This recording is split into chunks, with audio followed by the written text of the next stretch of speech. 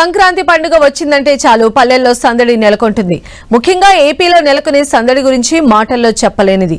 హరిదాసులు, మరో పక్కన గంగిరెద్దులు, ఇంకో పక్క సంస్కృతి సాంప్రదాయాలను గుర్తు చేసే పలు రకాల జానపద కళాకారులు. వీళ్లతో సంక్రాంతి సందడిగా సాగిపోతూ ఉంటుంది. అయితే ఇప్పుడు మారుతున్న పరిస్థితుల్లో కొన్ని కళారూపాలు కనుమరుగవుతున్నాయి. మరికొంతమంది వంశపారంపర్యంగా వస్తున్న కళారూపాలను కాపాడుతున్నారు. అయితే వారికి ఎదురవుతున్న ఇబ్బందులు, కష్టాలు అన్నీ ఇన్ని కావని చెప్పుకోవాలి. వందల ఏళ్లుగా కొనసాగుతున్న సాంప్రదాయ కళలు ఎందుకు కనుమరుగవుతున్నాయి?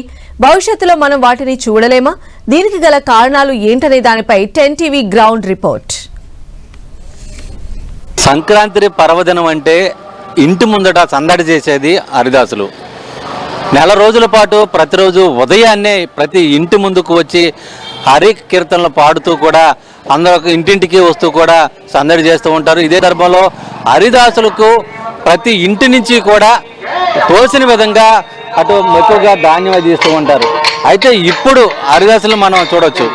కానీ గతంలో చక్కగా తంబూరా చేత పట్టుకుని మొత్తం అంతా కూడా బియ్యం పోసేంత నెత్తిని పట్టుకుని వచ్చేవాళ్ళు. కానీ ఇప్పుడు ఈ హరిదాసుల సంఖ్య తగ్గిపోవటంతో మొత్తం అంతా కూడా తిరగలేని పరిస్థితులు కూడా హరిదాసులు ఉన్నారు. ఈ నేపథ్యంలోనే బైకుల మీద తిరుగుతూ కూడా ప్రతి ఇంటిని కవర్ చేసే విధంగా వాళ్ళు చేస్తున్నారు. అయితే ఈ విధంగా చేయటం వలన ఎదురయ్యేటువంటి కష్ట నష్టాలు ఏంటి? ప్రతి సంవత్సరం హరిదాసుల సంఖ్య కూడా తగ్గిపోతున్న పరిస్థితి. వాళ్ళంతా కూడా ఈ వృత్తిలోకి రావడానికి కూడా చాలామంది ఇష్టపడిన పరిస్థితులు ఉన్నాయి. అసలు ఏం జరుగుతుంది, ఎలా ఉంటుంది, ఆదరణ ఎలా ఉంటుంది అనేది కూడా చూద్దాం. ఇప్పుడు మొత్తం అంతా బండి మీద తిరుగుతున్నారు అంటే ఎన్ని ఊర్లు తిరగాల్సి వస్తుంది? ఇదివరకు ఇప్పుడు పరిస్థితులు ఏ విధంగా ఉన్నాయి, ఎలా ఉంది? ఇదివరకు మా తాతయ్య గారు తిరిగారండి ఈ గ్రామం, తర్వాత మా నాన్నగారు. ఇప్పుడు నేను దగ్గర 25 సంవత్సరాలు నడుచుకుంటూ తిరిగానండి. ఇంటింటికి కూర్చొని ఈ గ్రామం అంతా, హౌసింగ్ బోర్డు, ఈ ఊరు, ఈ 2 గ్రామాలు తిరిగేవాడినండి. తిరిగేటప్పుడు నాకు 2-2:30 టైం అయ్యిందండి. ఇప్పుడేమో ఈ 2 సంవత్సరాల నుంచి మూడో సంవత్సరం ఇది. ఈ బండి మీద, వెహికల్ మీద ఇది చాలా చక్కగా ఉంది. అన్నీ వదిలేసుకొని ఈ నిష్టను పాటిస్తూ నెల రోజులు కూడా నిష్టగరిష్టమై సాంప్రదాయాలను కొనసాగించాలి. ఈ యొక్క సాంప్రదాయాలను ఇంకా అడుగంటి పోకూడదని ఇప్పటికే చాలామంది కళాకారులు చాలామంది తగ్గిపోయారండి. ఈ కళలకు అసలు ప్రోత్సాహం లేదు. కాకపోతే మెయిన్గా 2 కళలు కనపడుతున్నాయి. ఏ ఈదిలో వెళ్ళినా గంగిరెద్దులు, హరిదాసులే. సంక్రాంతికి మెయిన్గా వీళ్ళిద్దరే కనపడుతున్నారు. ఈ హరిదాసుల్ని ప్రతి ఒక్కరు కూడా ఆదరించాలి. ఎందుకంటే సాక్షాత్తు శ్రీమన్నారాయణ అవతారంతో హరిదాస్ గారు మీ గుమ్మం ముందుకు వచ్చినప్పుడు భగవత్ సాక్షాత్కారం అంటూ ఈ యొక్క అక్షయ పాత్రలో తన మనసులో ఉన్న కోరికలను తలుచుకొని హరిదాస్కి అక్షయ పాత్రలో ఒక దోసిడి బియ్యం పోసినంత మాత్రం చేసి సకల పాపాలు హరించేటటువంటి అక్షయ పాత్ర ఇది. జనరేషన్ అంతా కూడా మారుతున్న పరిస్థితులు కూడా ఉన్నాయి. ఇప్పుడు మీ సంఖ్య కూడా తగ్గిపోతున్న పరిస్థితులు కూడా. భవిష్యత్తు మీ పిల్లలు ఈ వృత్తిలోకి రావడానికి ఇష్టపడుతున్నారా? అసలు ఏంటి పరిస్థితి? మీరు తాతయ్య గారి నుంచి అని చెప్తున్నారు. ఇప్పుడు పిల్లలకి చదివించుకుంటున్నామండి. వాళ్ళు ఇంతకు ముందు వెనక ఒక 2 కుర్రోళ్ళు వచ్చేవాళ్ళు అండి, అబ్బాయిలు. వాళ్ళు బియ్యం మోసేవాళ్ళు, బియ్యం వేసేవాళ్ళం. బియ్యం వేస్తుంటే బియ్యం తీసుకొని ఏదో మోసుకుంటూ వచ్చేవాళ్ళు. ఇప్పుడు ఏంటండి, మేము అలాంటి నామాలు పెట్టుకోలేము, ఈ ఆశలు వేయలేము, ఇలాంటి కొద్ది సిగ్గుపడుతున్నారు పిల్లలు. మీకు తెలియదేముంది ఇప్పుడు పరిస్థితి. మా జనరేషన్తో లాస్ట్ అండి. నెల రోజులు తిరిగినా కూడా మాకు ఏ ఆదాయం ఉండదు. ఆఖరణ ఇంటికి ఒక 300 ఇచ్చినా, 200 ఇచ్చినా, 500 ఇచ్చినా ఆఖరణ వచ్చేటటువంటి ఆదాయంతో మేము పిల్లల్ని పోషించుకోవాలండి. నెల రోజులు ఎన్ని అప్పులు ఉన్నా ఏమన్నా పిల్లల్ని పోషించుకోవాలంటే మాకు ఇదే ఆధారం. మా తల్లిదండ్రులు ఇచ్చినటువంటి సంపద ఇదే. మాకు ఎకరాలు, పొలాలు, ఏమి స్థలాలు లేవండి. అంటే ప్రభుత్వాలు ఏమన్నా మీ సహాయ సహకారాలు అందించాలా, లేకపోతే ఏం కోరుకున్నారండి? ప్రభుత్వానికి ఒకటే సూచన అండి. మేము గతంలో తిరుమల తిరుపతి దేవస్థానం ద్వారా మాకు తంబూరులు, చిడతలు అవి ఇస్తానని ఒకసారి వచ్చారు. అవి రాలేదండి. గంగిరెద్దుల వారంతా కూడా అంతా ఊరూరా అంటే ఇంటింటికి తిరుగుతూ కూడా సందడి చేస్తున్నారు. ఈ అలంకరణలకు కూడా ఒక విశిష్టత, ప్రాధాన్యత ఉంటుందని తెలుస్తుంది. వాటి గురించి కూడా తెలుసుకుందాం. సరే చెప్పండి, అంటే మీరు సందు ఇంటింటికి తిరుగుతున్నారు, ఎలా ఉంది ఇప్పుడు పరిస్థితి? ఆదరణ ఏ విధంగా ఉంది?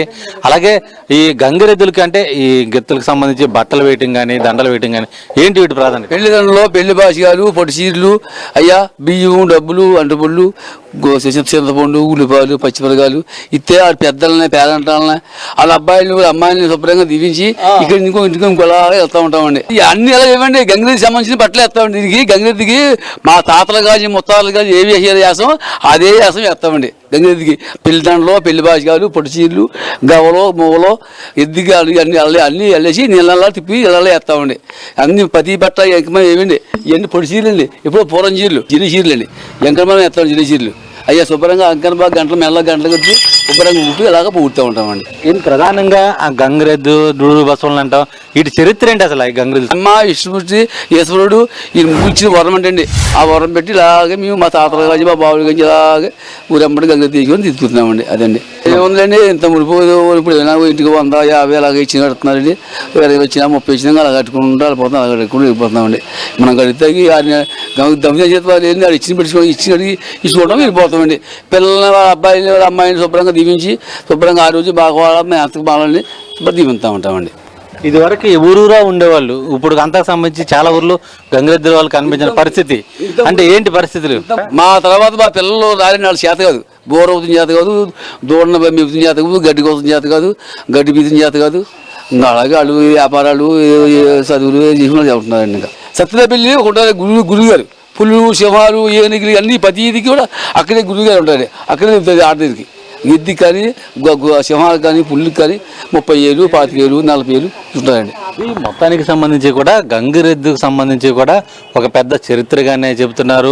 అలాగే బ్రహ్మ విష్ణు మహేశ్వరుకు సంబంధించి వాళ్ళు ఇచ్చినటువంటి వరంగా అంతా కూడా చెబుతున్న పరిస్థితులు అయితే కూడా ఉన్నాయి. అంత ఈజీ అంత ఆషామాషి విషయం కాదు, ప్రత్యేక శిక్షణ ద్వారా ఈ గంగిరెద్దుల్ని తిప్పుతూ ఉంటామని కూడా చెబుతున్న పరిస్థితులు అయితే కూడా ఉన్నాయి. మరోవైపు ఈ ఆదరణకు సంబంధించి అంటే పట్టణ ప్రాంతాల్లో పల్లెటూరుల్లో ఈ ఆదరణ ఏ విధంగా ఉంటుంది, అలాగే గోదావరి జిల్లాలో సంస్కృతి సాంప్రదాయాలు ప్రాచీన సాంప్రదాయాలకు సంబంధించి ఎటువంటి కట్టుబాట్లు ఉన్నాయి, ఏ విధంగా ఉంటుంది అనేది కూడా మనతో కొంతమంది ఉన్నారు. ఒకసారి వాళ్ళతో కూడా మాట్లాడదాం.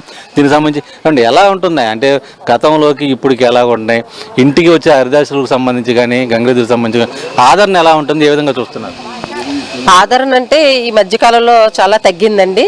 ఎందుకంటే పూర్వకాలం నుంచి కూడా మా అమ్మమ్మలు తాతయ్యల దగ్గర నుంచి నా తల్లిదండ్రుల నుంచి మా చిన్నతనంలో కూడా తెల్లవారుజామున 4 గంటలకే హరిదాసులు హరినామ సంకీర్తన చేస్తూ నగర సంచాటన చేసేవాళ్ళు.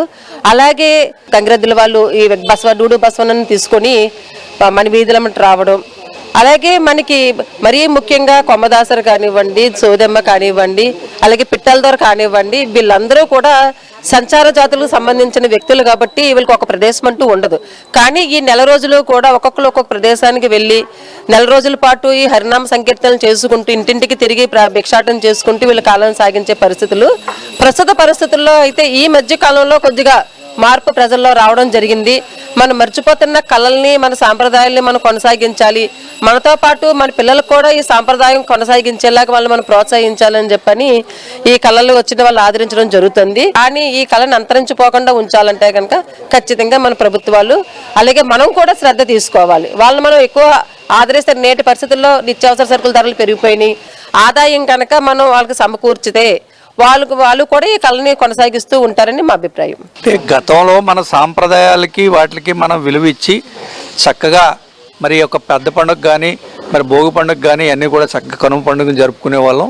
మరి అదేవిధంగా ఇప్పటికీ జరుపుతున్నప్పటికీ కూడా ఆధునిక ప్రపంచంలో పిల్లలు వాళ్ళు ఎక్కడెక్కడో ఉండడం, ఇతర దేశాలకు వెళ్ళిపోవడం జరుగుతోంది. ఇప్పటికీ ఒక పండగ వచ్చేటప్పటికి వీలున్నంత వరకు కుటుంబాలన్నీ ఒక చోటకు రావాలి. ఒక చోటకు వచ్చి నీ ఉద్యోగం చేస్తున్నావా, వ్యాపారం చేస్తున్నావా, ఏం చేస్తున్నావు అనేది నువ్వు కాసేపు పక్కన పెట్టి ఆ 3 రోజులు 4 రోజులు ఆ యొక్క మన కుటుంబం అంతా కూడా ఒక చోటకు వచ్చేలాగా పెద్దవాళ్ళ ఇంట్లో ఎవరింట్లో కార్యక్రమం కింద పెట్టుకొని మన యొక్క సాంప్రదాయాల్ని మన యొక్క దీన్ని పాటించాల్సినటువంటి అవసరం వాళ్ళకి పిల్లలకి చెబుతూ మనం పాటిస్తే కనుక ఖచ్చితంగా కొనసాగుతుంది.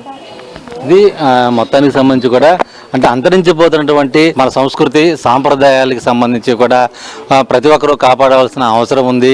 ఈ విషయంలో ప్రభుత్వాలు కూడా స్పందించి తగిన రీతిలో వారిని సహకరించాలని చెప్పి కూడా కోరుతున్న పరిస్థితులు ఉన్నాయి. వీడియో ప్రసాద్తో శ్రీనివాస్, టీవీ, పశ్చిమ గోదావరి జిల్లా పాలకొల్లు నుంచి.